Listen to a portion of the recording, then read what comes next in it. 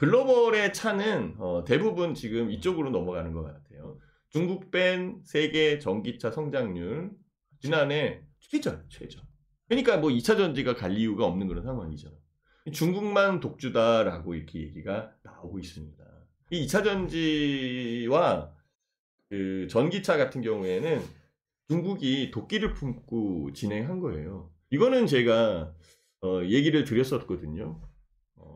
뭐라고 말씀을 드렸냐면 중국이 자동차 산업, 그러니까 글로벌에서 큰 산업이 반도체 산업이 있고요. 그다음에 자동차 완성차 산업이 있잖아요. 그렇죠? 뭐 다른 것들도 있지만 그죠? 큰 산업이 자동차 부분에 대한 그 중국이 따라올 수 있는 기술력이 현격하게 떨어져요.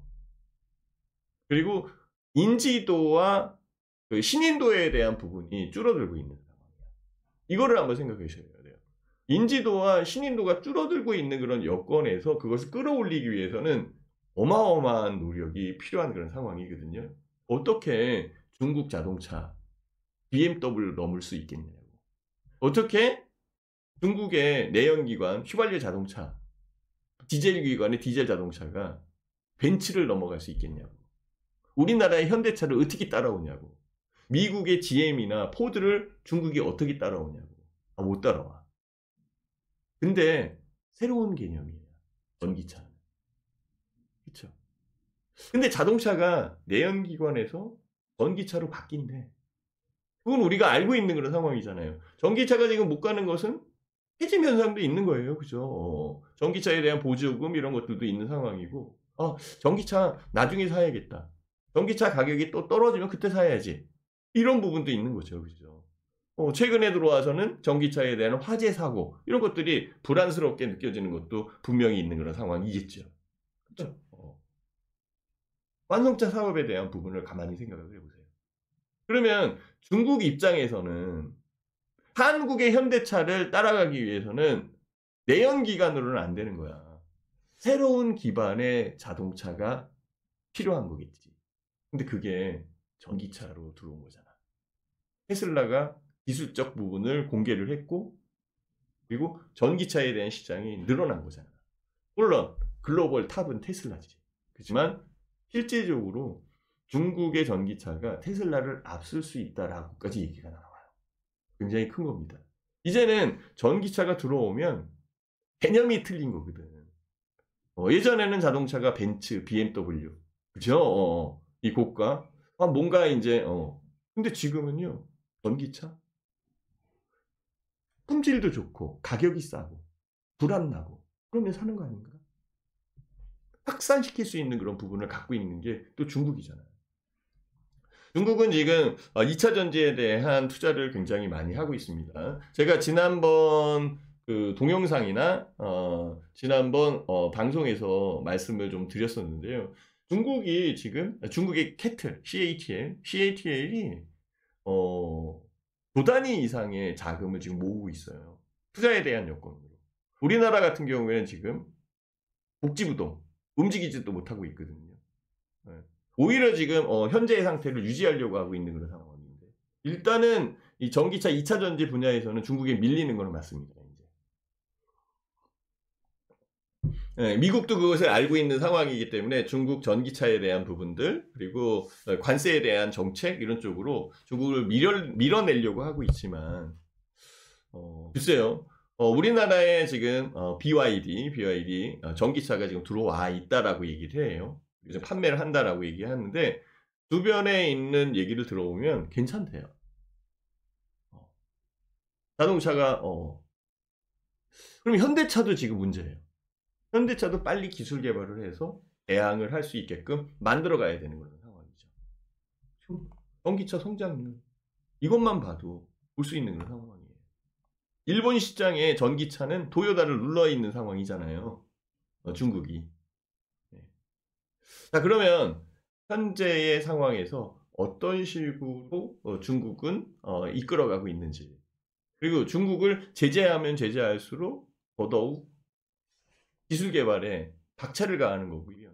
예전에는 기술 개발을 안 해서 주변에서 이렇게 사다 쓰면 되는데 지금은 막으니까 그러니까 자체적으로 개발을 하거나 돈이 더 들더라도 자체적으로 개발을 하거나 향후에 성장할 수 있는 부분을 개척해 나갈 수밖에 없는 그런 상황이잖아요.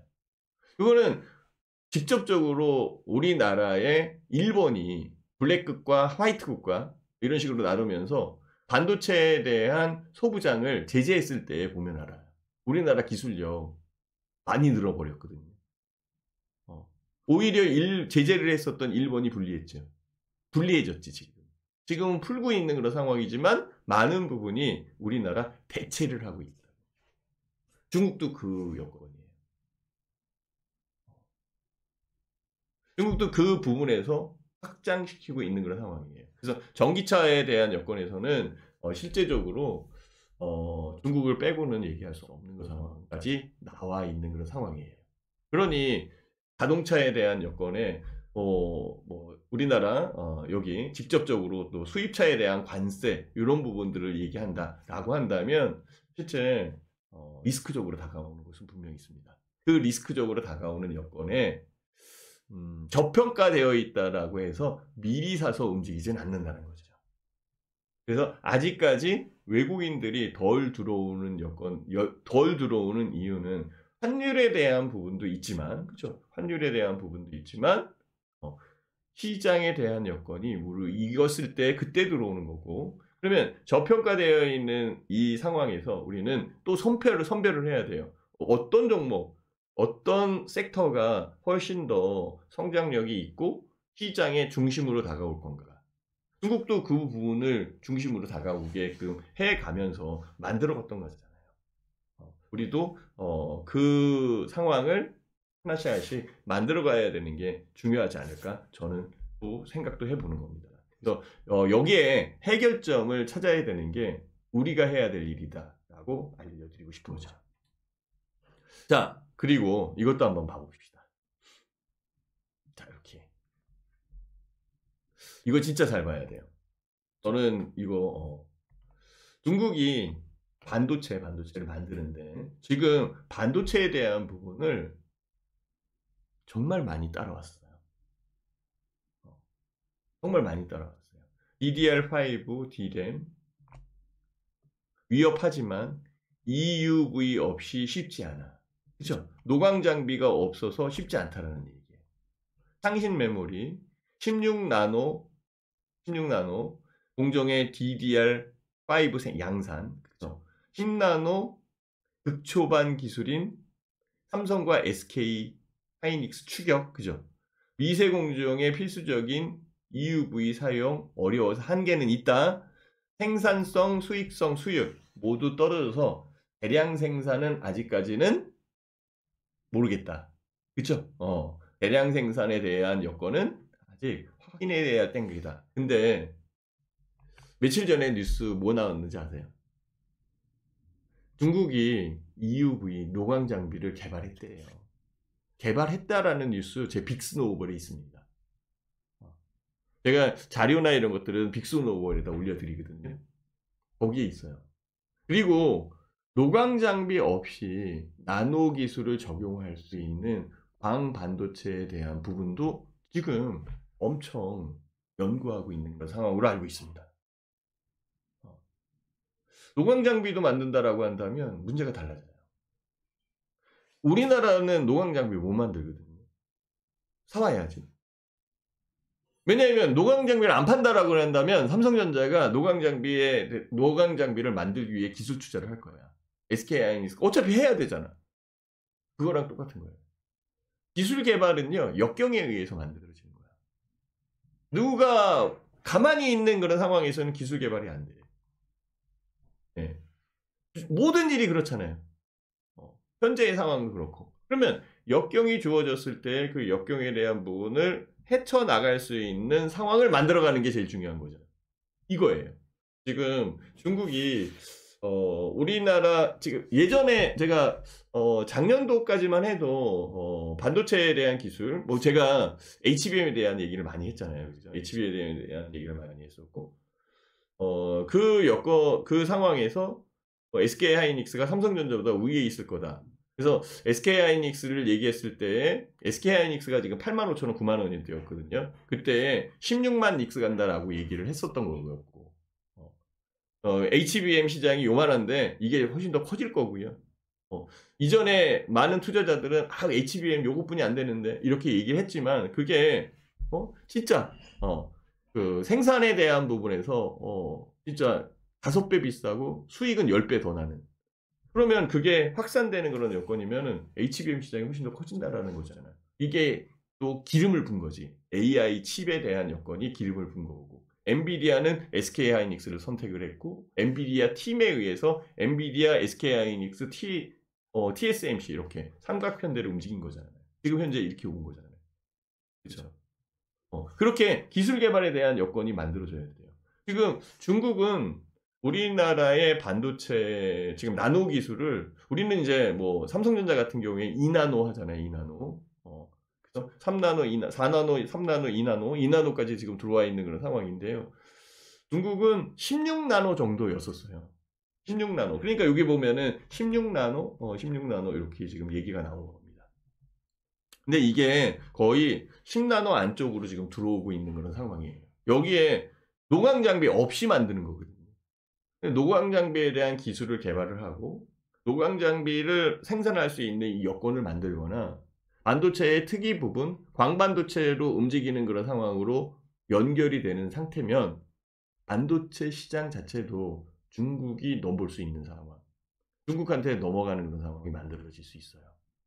그리고 최대의 수요처인 중국이 우리나라 바로 옆에 있는데 미국이 팔지 말라고 그래요.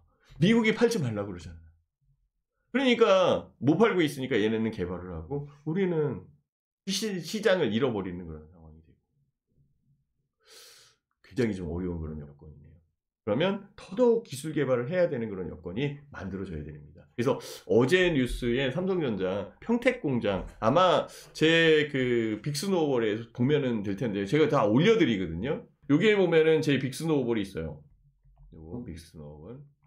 지금 그거를 꺼내놓지는 않았는데요. 빅스노우볼에 보면은 제 그 지소 보면은 삼성전자에 대한 얘기 나와요. 제가 이거 한번 그거 보면은 제가 있으니까 말씀드리는 건데 그걸 꺼내놓지 않아서 그렇거든요. 지금 슬로바키아하고 빅스노우볼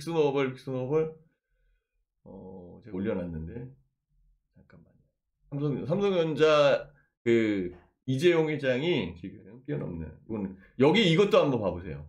이것도 한번 보시면은 한국을 이미 뛰어넘는 중국의 디스플레이 이런 것도 지금 다 나와요. 지금 흥미까지 쫓아온 그 반도체에 관련되어 있는 부분. 여기 있잖아요. 여기 봐보세요. 여기 보이시죠? 이걸 누르면은 나와요. 지금 자 삼성전자 파운드리 셧다운 해제 평택 라인 가동률 최대치로 평택이 지금 평택에 대한 투자를 많이 줄였었던 그런 상황이었거든요. 높인다 이렇게 나오잖아요. 생산 라인 풀캐파로 가동할 계획이다. 이렇게 지금 얘기하고 있어요. 그러니까 이런 부분들이 지금 하나씩 나오는 거예요. 결국은 반도체에 대한 상황에서도 기술 개발과 투자에 대한 여건을 훨씬 더 크게 만들어 가야 되는 게 중요한 그런 상황 아니냐라고 저는 생각을 하고 있고요. 실제 중국의 반도체 정말 많이 들어와 있는 그런 상황이고 아마 이제 범용 반도체 같은 경우에는 중국 시장에서 중국 내수에 대한 부분을 창신 메모리 이쪽이 담당할 가능성이 굉장히 높아져 있는 그런 상황입니다. 그러면 삼성전자, SK하이닉스 이쪽 레거시 반도체 쪽, 범용 반도체 쪽에 시장을 많이 잃을 수도 있는 그런 여건이 있는 거죠. 그럼 굉장히 리스크적으로 다가오는 거잖아요. 그러니 훨씬 더 빠르게 기술 개발을 하거나 관련되어 있는 부분에 투자에 대한 여건을 좀 더 늘려가야 되는 그런 상황이 만들어질 거고 결국은 기술력과 기술 개발은 성장력에 의해서 만들어진다.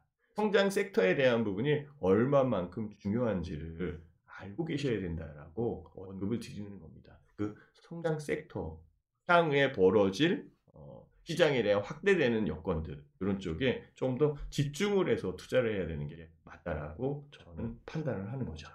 아주 중요한 내용일 겁니다.